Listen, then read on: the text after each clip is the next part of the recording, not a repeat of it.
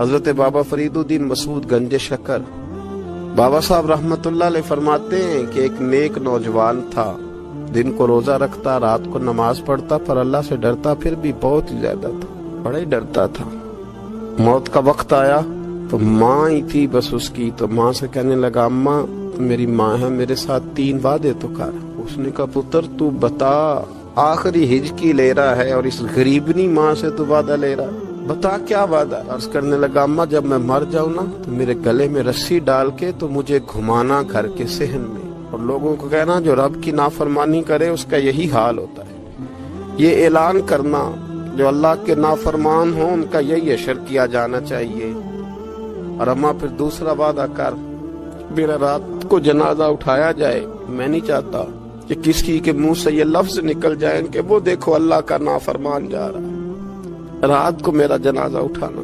اور اماں تیسرا میرے ساتھ وعدہ کر کہ لوگ مجھے دفن کر کے آ جائیں گے تو میری قبر پہ چلی جائے گی، عمل میرے پاس کوئی نہیں، پر مجھے لگتا ہے ماں کے قدموں کی برکت سے عرش کا مالک بھی رحم فرمائے گا، اماں تو وعدہ کر۔ بابا صاحب رحمتullah علیہ فرمانے لگے کہ ماں بوڑھی ماں نے وعدہ کر لیا، کہا بیٹے ٹھیک ہے اگر تیری یہی ضد ہے تو میں تیار ہوں۔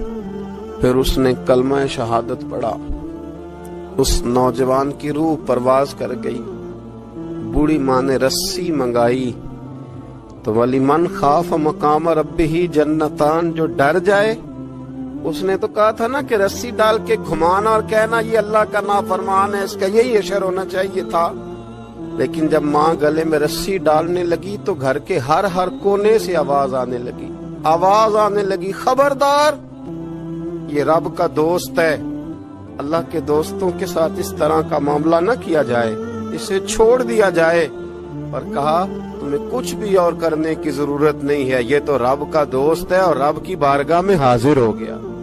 کوئی بندہ کہے گا کہ یہ تو ایک بابا فرید کا سنایا ہوا واقعہ ہے، سنیے بخاری میں حدیث ہے، نبی پاک صلی اللہ علیہ وسلم نے فرمایا، حضرت ابو ہریرہ رضی اللہ تعالیٰ عنہ راوی ہیں، حضور فرماتے ایک شخص مرنے لگا تو اپنے بچوں سے کہنے لگا کہ میں جب مر جاؤں تو مجھے جلا دینا، اور پھر میرے جلے ہوئے وجود کو پیس دینا، پھر مجھے ہوا میں اڑا دینا۔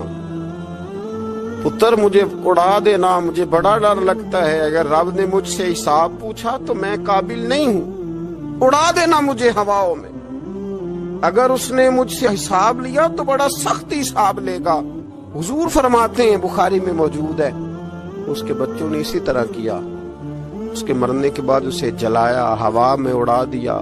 اللہ کے محبوب فرماتے ہیں رب کریم نے حکم دیا زمین کو کہ اس کے ذرات کو جمع کرو، زمین نے ذرے جمع کیے، خدا نے حکم دیا تو اس کا وجود پھر سے اسی شکل میں آیا۔ تو رب کریم نے فرمایا یہ جو تو نے وصیت کی تو کیوں کی؟ اللہ جانتا ہے کہ نہیں جانتا؟ یہ کی تو کیوں کی؟ تو وہ پڑا کہنے لگا اللہ میرے اندر تو طاقت نہیں تھی تیرے سامنے کھڑا ہو کے حساب دے سکوں، تجھے منانے کے لیے تیرے خوف سے ڈر گیا، میں ڈر گیا۔ اگرچہ ہمارے بزرگوں نے لکھا ہے کہ آج یہ وصیت کرنا اس رنگ میں یہ طرز اختیار کرنا درست نہیں، لیکن آپ غور فرمائیے کہ نبی پاک علیہ السلام فرماتے ہیں جب اس نے کہا نا اللہ تجھ سے ڈر کے یہ کیا، تو رب کریم نے فرمایا جا پھر میں نے تیری مغفرت کر دی، کیونکہ اللہ کو پتا تھا یہ دل سے بات کر رہا ہے۔